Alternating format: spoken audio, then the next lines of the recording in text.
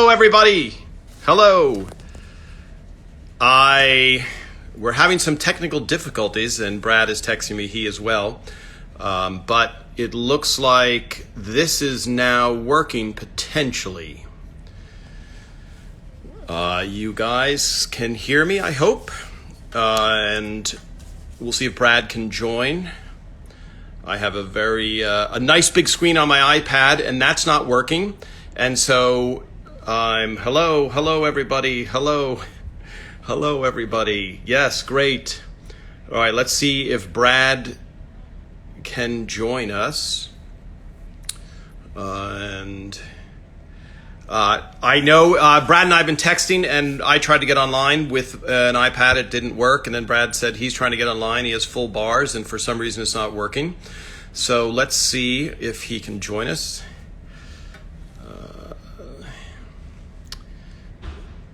All right. Here we go. I'm looking for him. And hello, Teresa. Hello, everybody. Yes, it's tough because this is now the phone that I'm using to text Brad on. And it's, let's see.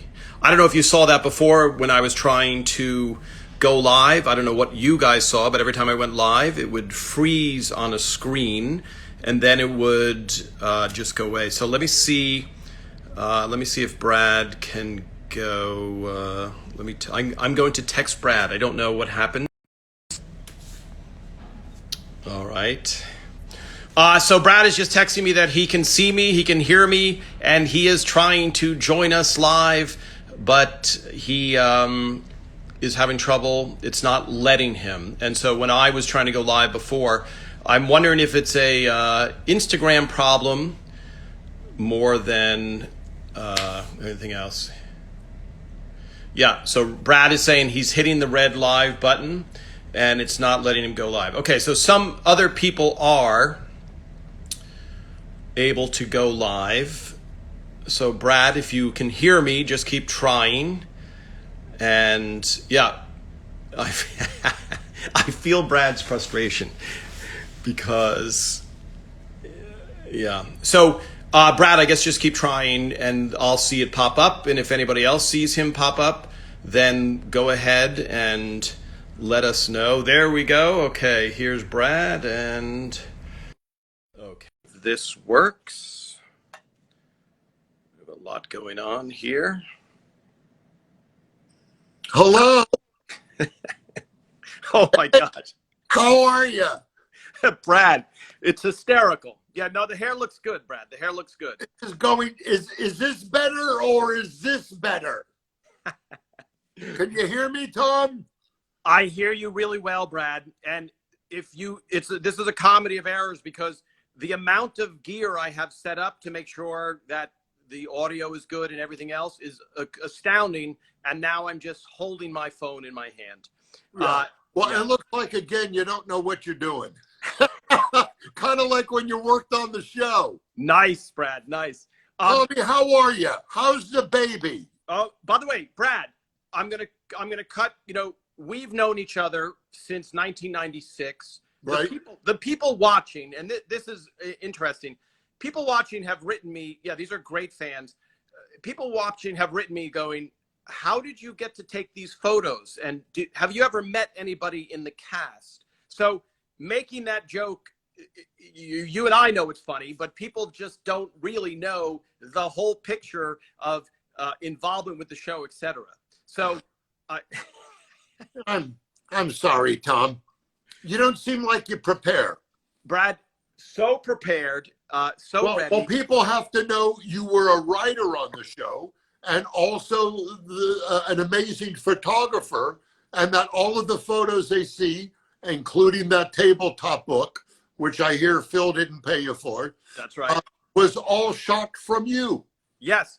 And I think you just said that, but a lot of people don't read, Brad.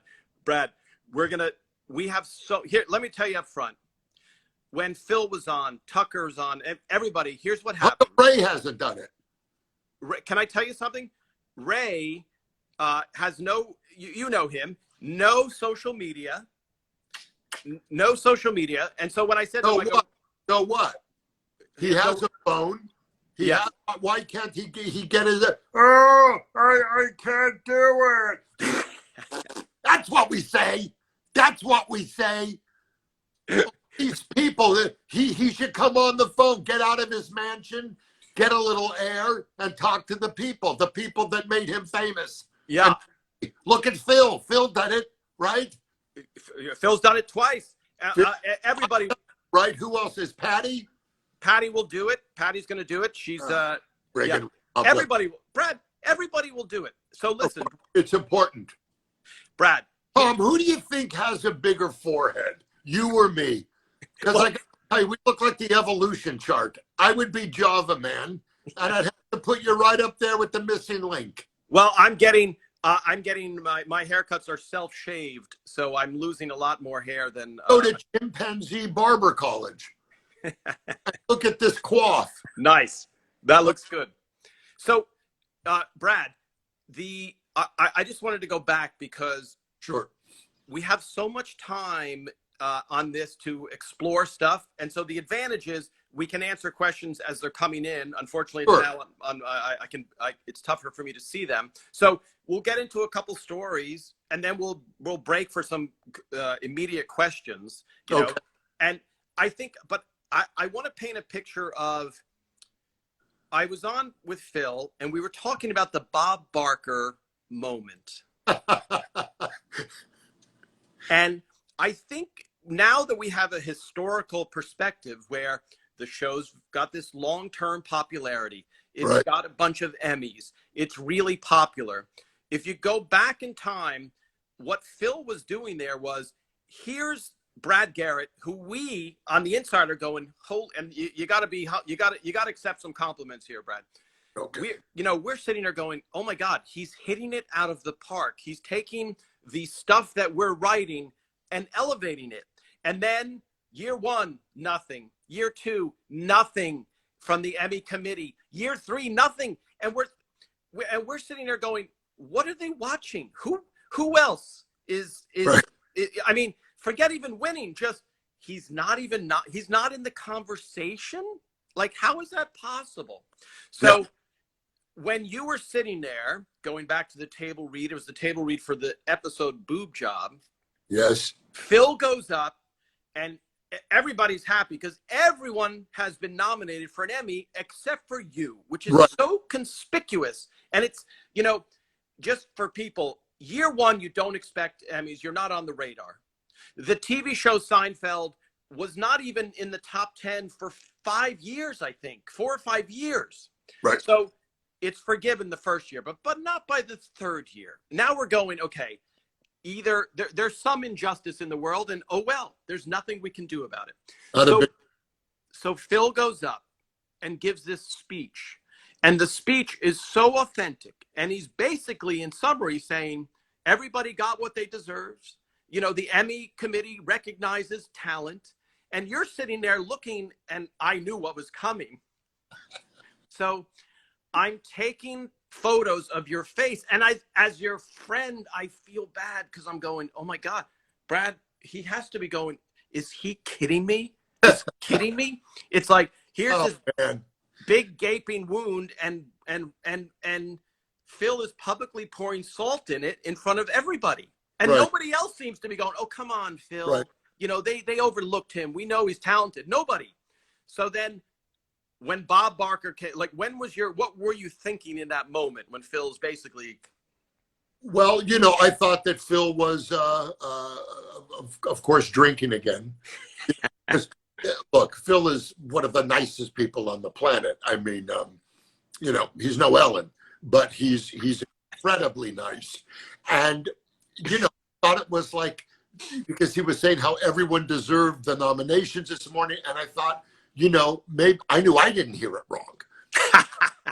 I thought maybe he heard it wrong, or maybe, but I really, I was, as it went on, I was going, boy, this doesn't sound like Phil, but everyone who got it deserved it. And by the way, back then they used to pick 5 nominations, and there were 20 people that deserved to be nominated. I mean, it's always been a tough call, and as I always say, there are better actors that are waiters right now than probably most of the nominees of next year.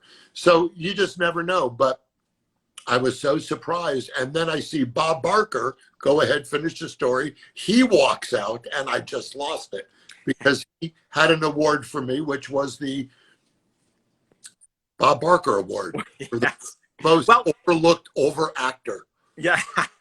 and Brad, in that moment, in all seriousness, Phil could have just gone on and said, look, the Emmy committee, they don't recognize talent, but he felt so bad that he went out of his way to arrange Bob Barker, who I think Bob Barker was available. I mean, not to be, he was. Let's be honest. He was still on the show. Oh, right.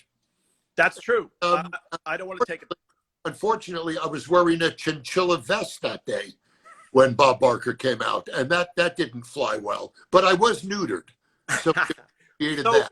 Okay, so for the people in London and in Australia, Bob Barker is a big animal advocate. So yes. I'm just explaining Brad's joke. Okay. You're going to explain all the jokes as we go forward, Tom? Or are you going to only if we want them to laugh? Terrific. So now, Brad, I'm going to even go further. Okay. Your first Emmy nomination. Yeah. And I think for people watching, when you go to the Emmys, anybody, yeah, it's not a fun experience because you usually lose.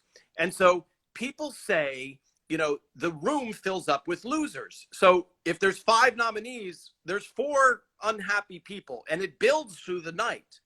Yes. And so when you're, I always say to people, I wish in hindsight that when you went to the Emmys, you knew I'm going to win this year, but you don't. No. You don't at all. Well, if you know, who's going to show? No What's one. that? Except the winners, right? Yes. Right. Well, by the way, that is, not to give away an industry secret, the People's Choice Awards, they know. And I think the Critics' Choice, no? Maybe. The Peabody Award, they know. Yeah, Peabody. Well, that's a which we never get. That's a cash exchange. It's a prestigious award. So take me, take me to your first win. What was that? What did that feel like? Well, I went from not be nominated for years to last to be nominated to winning. And look, we've heard every description, and it's all cliche, but it's so true. It's so surreal. You just think in a moment like that of what it took to get there. The people that said no to you, the people that said yes to you, the amount of people, and there are many. Anyone who is ever up there knows that there were many people that were involved in you getting that kind of award. And you just think of it. And I ran to the writers because, look, we were very lucky to get an incredible cast. I was thrown into this group of people that were all amazing actors. But to this day, people talk about the show. The writing is brought up continually, and it's really difficult to end up with a group of writers that were with us for most of the 9 years that were just so incredibly adept at writing about not jokes, but how they can take these characters and make them funny in their own way, in their own way. They were able to write, about the humanity in these people is what made them funny. Their fears, the family dynamic. So difficult to write a sitcom on that level. And I ran up the aisle and I thanked the writers because,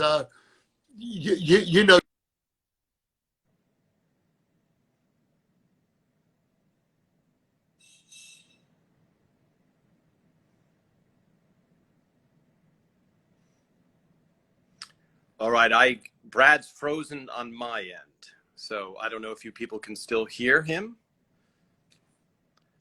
Brad, you're frozen, so hopefully people can hear. Yeah, they're Anyway, you know, it's funny. You're cast in a pilot. You're working on a character that you've never worked before, and they're saying, "Okay, you're a family. Go." The writing's got to be there. Yes, you got to bring something to the character, which everyone did so remarkably, but it's got to be based in great writing. And when you look at all the great shows that were out there, it comes down to, you know, what's on the page, you know. So well, Brad, I just want to go back, even slow it down a little more. Just that moment when you're sitting in your seat and you hear your name announced, which none of us thought was going to happen because we always felt like the underdog. Sure. I mean, in that little moment, was it a blur, or were you like, son of a bitch? Like, I'll be honest, I sharded. I'm not going to lie. I sharded, and which was okay because, you know, I wasn't. It was a blur. I was not Look, you know, I was just happy to be on the bus. I was surrounded by actors that were so incredibly gifted that I watched every week. I still hadn't gotten over the fact that I was even, you know, nominated. So it's an incredible feeling. And I jumped out of the seat. I had such, you know me, Tom, not the most coordinated. Well, I had such agility. I was like, if I could jump like that, I'd be with the Knicks. And you know, it was a very, very special night. And you don't forget the first one. You just don't. Yeah. And I think, Brad, just so for people, because you pick one episode that you submit, right? Correct. And what was the episode that first win? Gosh, the first win, I don't remember. I know in the future I won for Lucky Sue. Right. I won for my proposal to Amy. Okay. I don't know if I won for when I go to the dance club with Sherry.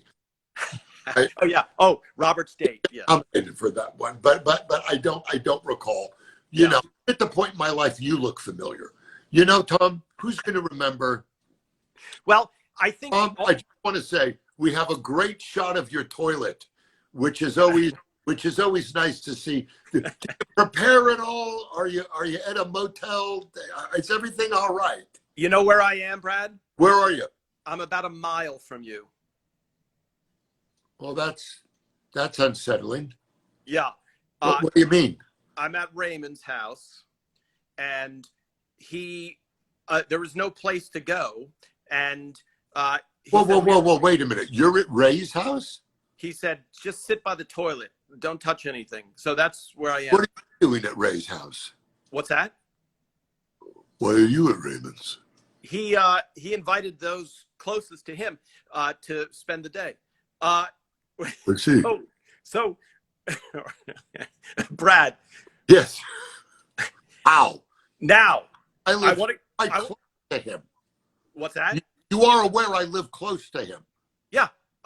He said, why don't you just drive to Brad's instead of having to do all this to me a mile apart? And I said, well, who else is there today?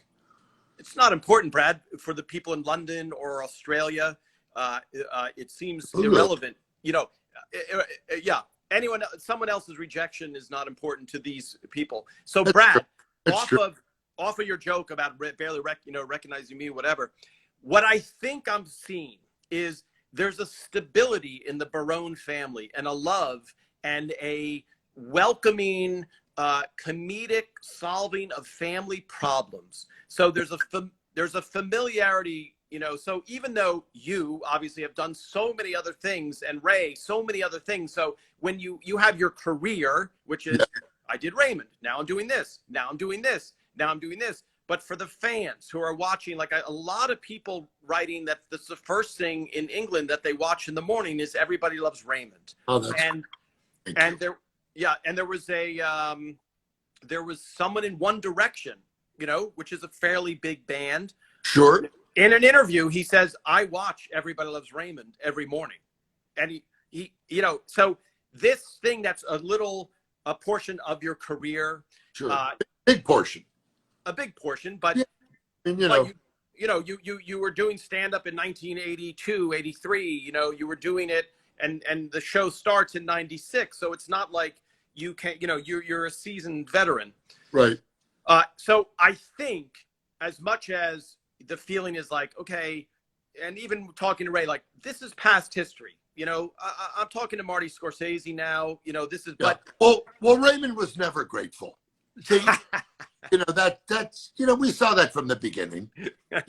Yeah. By the way, I think Ray would be with Scorsese. I mean, if I went to you in 97 and said, one day Ray's going to do a movie with De Niro and Scorsese and Al Pacino, and what would you, besides The Farm, what would you have bet on that not happening? It's just from watching him in the first couple episodes. Yeah.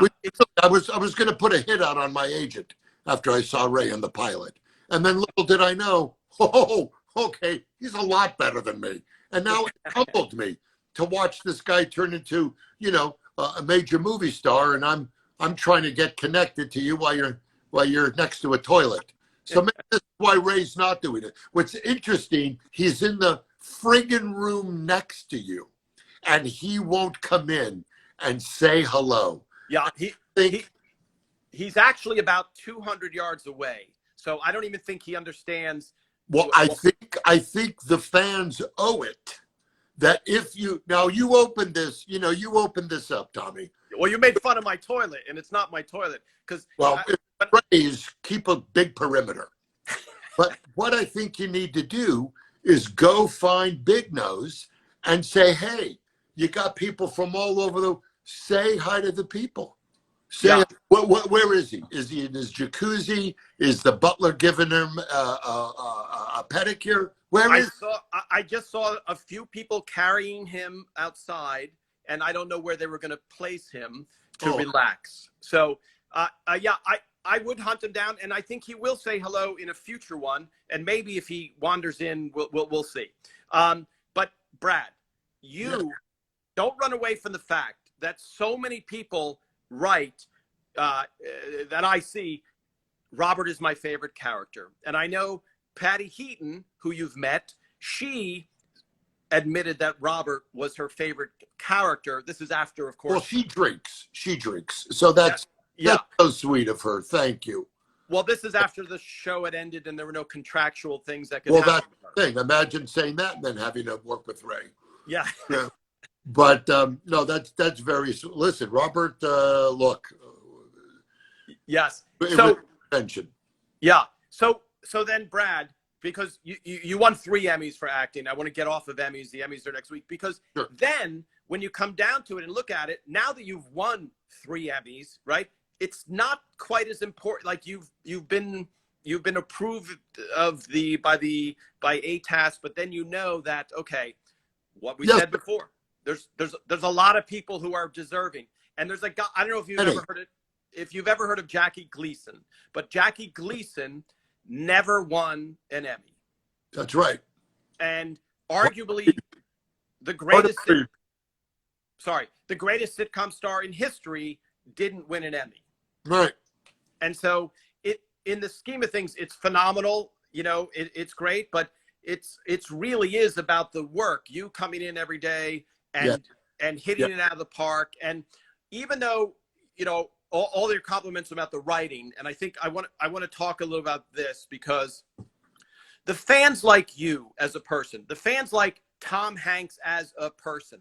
And so when Tom Hanks does a movie that's not great, they just go, that's not a great movie that he did.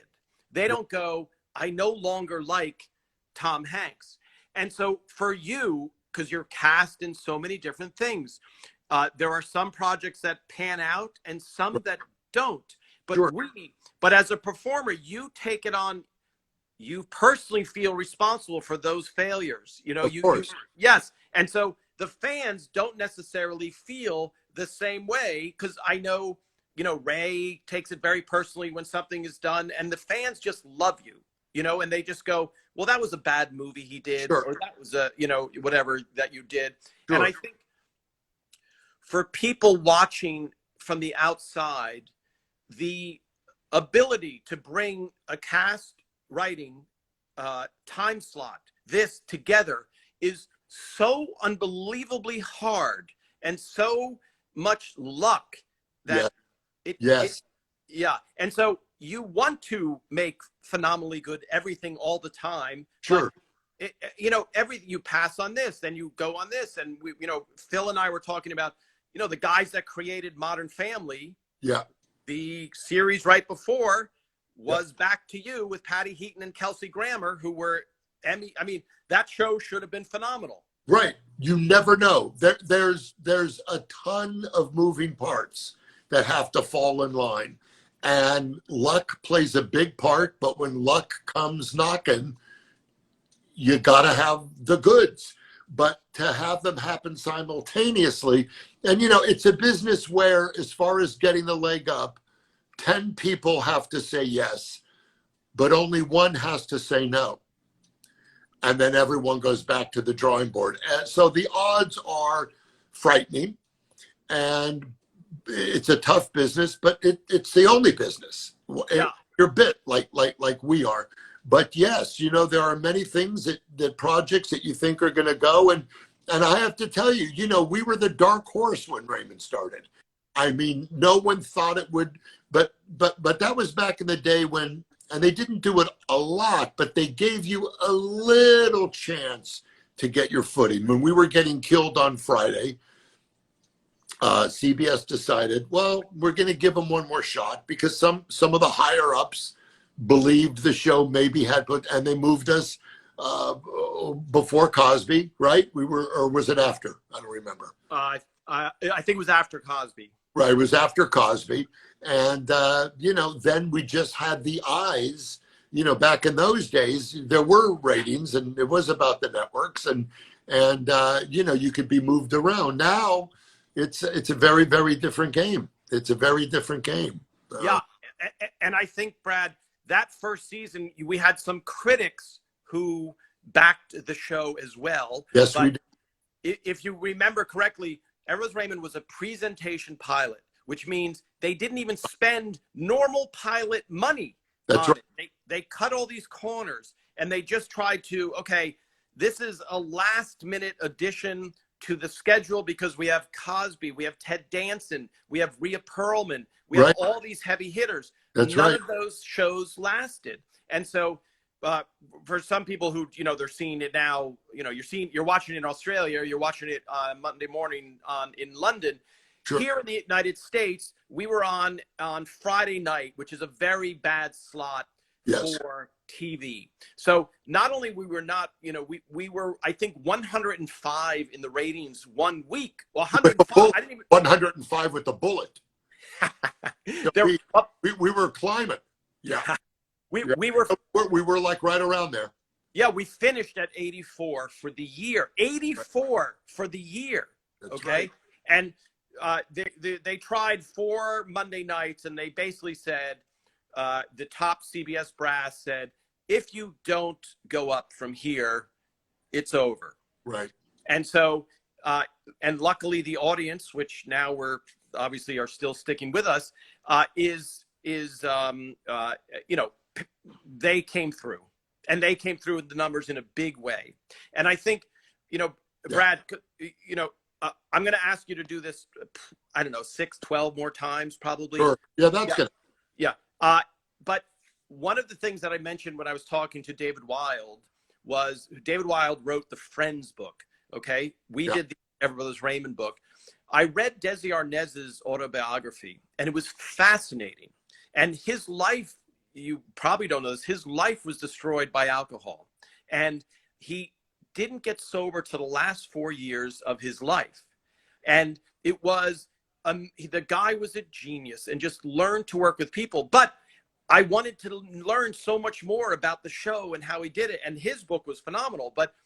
And that's kind of what, as not trivial, but as going into the minutia that we're doing here, it's so fascinating now that, and not to kid around, but when I watch when I watch Doris and Peter on some of these Academy of Television Arts and Sciences interviews, Sure. you know, I sit there and go, why didn't we sit down with them more? You know, because you're caught up in the day to day, and you got to get the show going, and your agent is here, and your family needs you over here. So all of a sudden, it's a job, and it's like, okay, well that. And I think I had no idea that they were going to invent Instagram, but by taking these 30,000 behind the scene photos, yeah, you know, it brings back. You really took? Oh yeah, 30,000 film photos, Brad. Right. I'm assuming I have. Well, it's probably the most photographed show in history, because who else had a camera every single day for 9 years? Sure. And I think I probably have. I assume I have more pictures of you than anybody else on the planet. And you know, I was hoping that they'd have some value someday, but so far zero. But so Brad, let's get in. First of all, Brad, I just want to talk before we get back to Rose Raymond. Please. You're doing a podcast now. Is there anything you want to talk about? Well, yeah, I'm doing a podcast called No Prisoners, and it's a podcast that deals with you know, things that really wouldn't interest you. You know, like honesty, transparency, dealing with emotions, which we know you wear it on your sleeve. But it's a show that a little podcast, and it's available on all the platforms. I don't know what that means, but we have I did one with Henry Winkler that is available tomorrow, and we talk about people that want to talk about stuff that goes on in their heads, the challenges in their lives, the things that they find difficult to deal with, to regular people in the industry, people that are struggling. Today we taped a show with Alonzo Bowden, who's a great stand-up, and he has 32 years sobriety. I have 23. We talked about the old days, what our bottoms were, what got us clean. We talked about comedy. Will it come back? When will it? So it's really just that happened to my dad. About anything that has to do with most things people, you know, are fearful of talking about, that we should. Yeah. What is that? Is Ray? Does Ray need you? Is that what? I think that's a delivery of gold to Ray's. Oh, is that what it is? That's yeah. That's the residual plane landing on his. Yes. He won't come by. I mean, you can't just. I can't get his attention. But just take the phone and just go, Ray, we're doing a thing with Brad. Just this is how magic is made, Tom. Not a picture of you unshaven near the dumper. I don't understand why you get. Where can he be? Where he's in the kitchen, he's in the mirror, okay, he's in the jacuzzi trying to get the Italian back hair out of the filter. Here, let me. Hey, Anna Romano, wasn't it wonderful last night? It was so fun, and I love sitting outside. Yeah, it was fun, right? I'm sorry about the rash. I'm on 2 ointments. You know, I'm sure you've heard about the show, Anna. That's the reason why you're in the mansion. Ray. Oh, yeah. Ray, yes, I know. And say hello to his fans where could he be? Brad. Should I find him? Please. I mean, it's enough. They don't want to hear. That's what they want to see. They want to talk to Ruby. So Brad, yeah, he might come in. I don't know. But I want to talk. Just finish that podcast. Sounds great. Thank you. I'd love. Do you have any problems? It looks like you have a few, Tom. It looks like you have a few. We all know about the issues. I'm not going to bring them up now. But yeah, I'd love to do it. Brad, have you ever been in therapy, Tom? Why are you pestering me to get Ray? Because I don't think he, You saw me already. You saw me last night. Oh, come on. There you go. This is twice in 24 hours. I don't like it. Ray, look at the people that are how crazy they're going. We're singing your what's the word? Praises. How are you, man? How you doing? We had a little dinner last night. You okay? Yeah. I saw Brad 8 hours ago. Yeah, that's true. And we don't get together a lot. Now I hear you're having a party at the house. And but I don't know if I'd call it a party. Right. Manfro's here. Did you tell him Gianni's here? Gianni is who played. Gianni is here. Jon Manfrelotti, who played Gianni. Ray, you look great. Now, Tom, can you see any of the questions? Because none of mine are moving. I can't see any questions, no. Yeah, it's too bad because you think. Yeah, Gianni, come on in. Gianni's here. There's Gianni. Look, it's a reunion. Lives with Ray. Hi, how are you? I don't care who's watching. It's live. Oh, it's live? Oh, wait. Oh, hi, everybody. Yeah. It's me. Hi, John, how are you? Hiya, Brad. How are you? Tell us what it's like living at the shelter. It's not bad, but the sex is wonderful. Wonderful. Oh, there are people listening. Yeah. Then the sex is not that good if they're listening. I'm going to go eat. Bye, everybody. How is the drive? Has John stopped complaining about the traffic, or is that? It's Raymond. I pulled over and killed 7 people. There's Raymond fans here. So Hi, Raymond fans. they're not going to recognize you. Yeah. Tell them who I am while I eat. No, that's John. Have we lost the bookie? It's so cool of you every week. Why will Ray and Ray? You came on. These are your people. I know. Hi. I want to say hi, but I don't want to overstay my welcome because this is your show. My show will, come soon enough. Wait a minute. I'm taking the elevator out of here. See you later, everybody. Not the elevator. Come back up. Whoop, whoop. Yeah. All right, I'll take the stairs. Hey, take the stairs. Bye. Please, Ruby's on the stairs. Please, Ruby. Hey, if we had this stuff before, we could have done 3 more years on the show. That's why. Say bye. Love you, everybody. Thank you for the support. Love you, Ray. All right. I'm just between anything. Say it again, Brad. It cut out.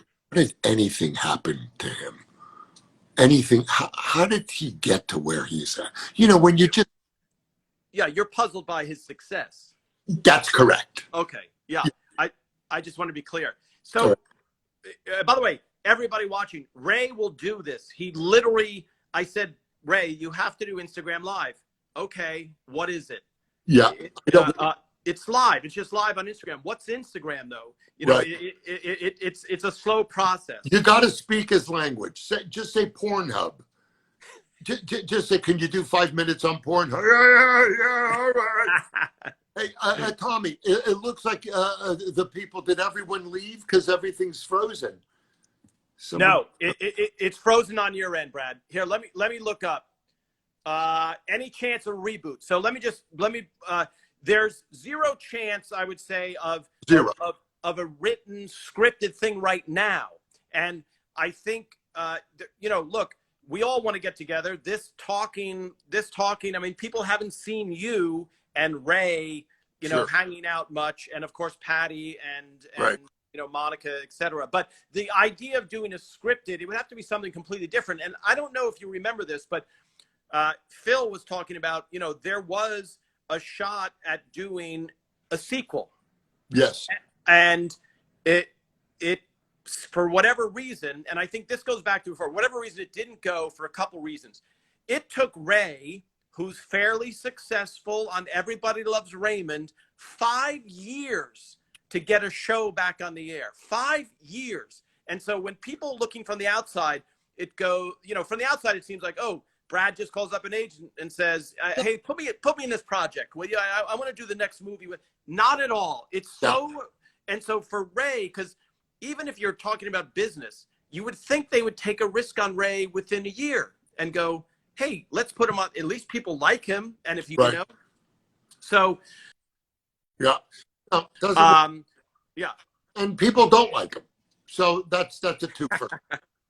That's my, and there's really no reboot without the parents, because they were, you know, they were the show. You know, that's I think that's the thing too. So I think just from a writing standpoint, the parents were so much the show that Marie was such the she was not the villain because she's coming from love, but she was the obstacle. If you're going to get into writing theory, she's the obstacle for a lot of, and without that, you've got, you know, nobody wants to see people getting along. People with really good lives is not interesting to other people. You're freezing on me. Big Ray's in the bidet because you keep freezing.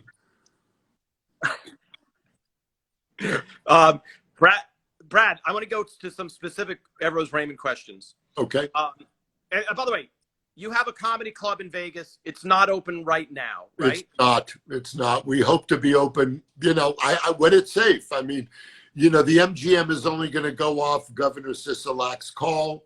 We're the last phase of opening in entertainment.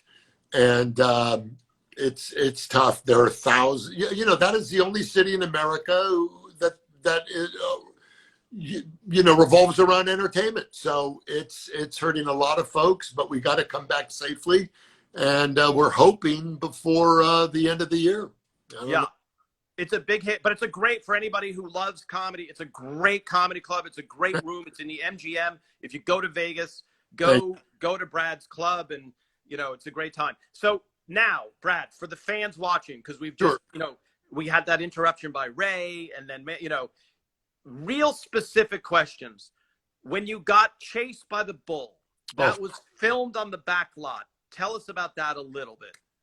Well, it was filmed on the back lot. You have to understand, there's nothing about me athletic. And I can't make a layup in basketball. I never could. I'm very slow mentally and physically, as you say. And I remember they had this wrangler who brought this bull, which I think was like a cow. Yeah, it's Hollywood, a cow with fake horns. Yeah, and you know, we've met a few of them, Tom. And you know, the guy was like, all right, so what? I'm going to give you a head start, and then once we know you're well on your way, we're going to send the bull.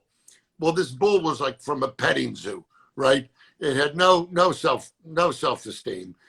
I was so slow that I remember Phil going, can Brad run a little faster? And you know, Ray's like, what have you seen? You know, that was Ray's note. But they had a thing, and this really bothered me.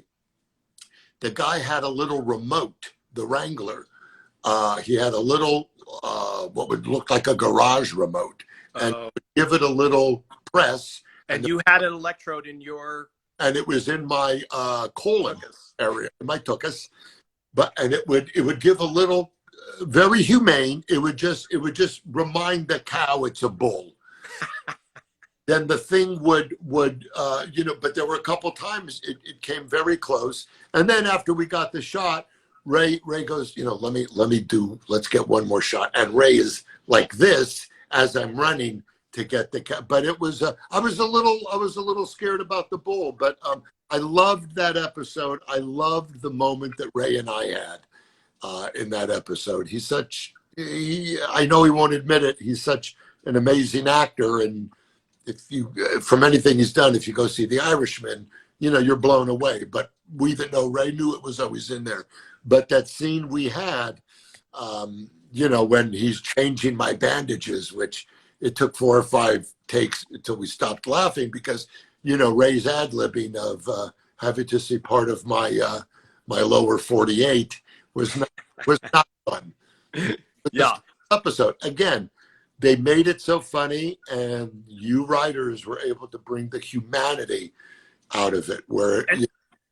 Yeah, and so Brad, I'm doing these rapid fire because please the entire time, the amount of questions for you is astounding. So, and you will be coming back whether you want to or not. Okay, I'll take that as a yes. So, all right, in the scene, which is one of the favorite scenes, where you pick up Monica and you put her on top of the refrigerator. Yes. Okay.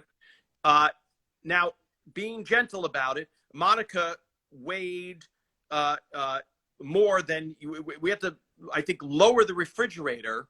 So it was. Well, I have no upper body strength. You know, I just don't. I wheeze on an escalator. We've been at the mall together. I have no endurance. I'll bring in the wife. She'll tell you how quick it goes.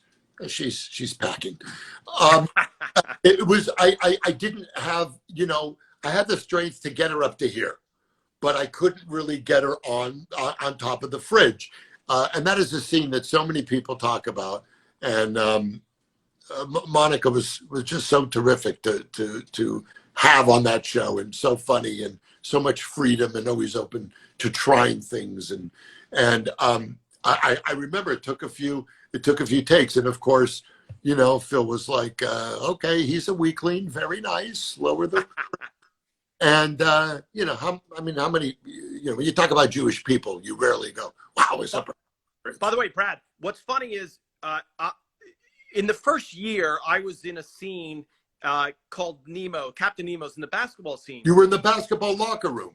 Yeah, and I kept, in a normal way that you would as an American male, where you've handled a basketball more than once, I would fake throw it to you or whatever, and you said, Tommy, what do you do? Like, and I felt bad because I thought, Brad, I'm just throwing you because I was throwing him pretty quickly at you. Sure. And, yeah, and you were like, doing that, Tom. Why were you? Why was I doing it? Yeah. What age? This is what my podcast is about. What happened in you as a male where you went, oh, here's a bigger species. Let me think fast. Yeah. That's what I would call overthinking. I literally just threw a pass. And that's when you're like, Tom, I'm not Mr. Basketball. So right.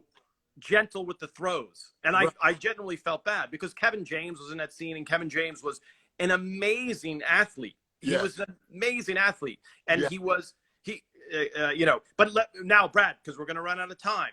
Yes. Here's another favorite episode, which was Lucky Suit, which you won the Emmy for, which is such a powerful episode. Right. By Tucker Cawley. Right. And Tucker, who did a show last week or the week before. And the moment when you come in and spot Marie, right, when you're at that door, the intensity, I mean, that was, if you're on the Emmy committee, you have to go, just give him the trophy. Let's stop this. And do you remember feeling that, you know, at the time? All I had to do was, as an actor, not that I have a method, because I really don't, but all I had to do, when I opened the door, I saw my real mom. Yes, which is also part of the next No Prisoners podcast on YouTube. Yeah, no, you know, I've been, my mom really did the best she could. I had a good mom, but bless her heart, you know, she heard voices kind of thing. She's a good lady, but you know, we've all been embarrassed by our parents to varying degrees. You know, my mom would come see me in Vegas opening for a major headliner, and I'd be doing my bit, and she would stand up in the middle of my act and go, I never said that. I would never do that. You know, and then I'd have to introduce her, and they'd put a spotlight on her, you know, and she'd flash for the orchestra. And it was something that I had to live with. So you know, we all have things we grew up with. Marie had a lot of, I adore Doris Roberts. And actually, before I stopped drinking, one of my big nights was out with Doris. And let me tell you something. She could put it away. She'd have a bottle and a half of champagne. She'd put her arthritic hand on your knee, and she'd say, I want to talk to you about Broadway before there was lighting. The night just went into days. But she was one of the catalysts of what I said. I got to stop drinking because this broad's put me under the table. So, Brad, even though, you know, obviously people don't know whether you're kidding, how much you're kidding about your mother, I'm talking about. Okay. Your mother came to the show. Your mother, you know, I'm just saying, for those watching who are going to write later. Your take on it. You met her. You saw her in the audience waving. hitting on the. And she came down with her boyfriend or husband, maybe. That was my stepdad. Thanks for doing research. That was my stepdad, Lionel, that had a toupee that when he actually turned his head, the hair stayed forward. I never. It was like a reverse a Pez dispenser. It would, you know. It seemed like a nice marsupial. Wonderful. Well, yeah, it was a marsupial thing. You probably figured he's probably has a Joey stuffed in there. But great people, you know, in a time warp, and that's okay. And you know, it was but you know, my stepdad, he was like, you know, why won't Letterman ever have you back on? And I'll be like, did you watch it? You know, he would, but good people. I think they wanted to be on show in show because my mom would throw things that, you know, like we're in the middle of a scene. Yeah. And I hear break a leg, and we're literally rolling. Bless her heart. She yelled break a leg, which I don't think meant good luck. I think she meant it. She meant it. Take a tipper. Brad, I'll put up a few photos of your mother to help with support this, and I think the add a little flavor to the story because sure. A great woman, was one of the first Rockettes, actually, in her mind. I was gonna say. So now, Brad, offer you trashing yourself for your bad athletic ability. Yes. Let's talk about your dancing, which is astounding. Yes. Well, you know, it's interesting. I don't know how you can have one without, but if you've ever seen my act, you would say you should take a dance. And that's how that really started. I always used to love to dance. In 1978, I was a disco DJ at a place in Marina del Rey. It was called Bubba Brad's Stacks of Wax. And I wore a hat, and I had a white blazer, and I really wanted to be someone else, right? And I loved music. I was spinning records, and I loved to dance. And a lot of my dancing, like my comedy, is smoke and mirrors. If you really break it down, it's really just a lot of gibberish moves and little thing. I had a lot of tics when I was a kid. Do things, and it was out of nerves. And you know, I had this, and I would do other shit. And people looked at me when I was a kid, and they thought I was trying to tell them to steal third. You know. But Brad, so the dancing was really evolved from my anxiety tics. Yeah, but I think, Brad, I know only because look, it's not just you and I talking; it's people watching and going. Not anymore. Not anymore. The thread is, yeah. I think when Ray came on, we lost half of the globe. Yeah, they don't know if you're kidding about a tick. You don't have ticks. I don't, but I did growing up because a guy like you would take a basketball and throw it quickly at me, and it would make. I'm not kidding. I tried out for a park league when I was 11 because I was like 6 feet at 11, and people were like, dude, just start to play, and they would throw me a pass, and I was one of those guys. Yeah, one of those guys. Yeah, but your dancing is very good, Brad. You're not going up for the Bolshoi ballet, but in Robert's State, yes, in Robert's State, you're phenomenal. In Robert's, love to. You know, I try. People go, "Why don't you dance now?" Or they'll come to the comedy club. Let's see. I don't have it. I don't. First of all, I'm 60. The left hip is bad.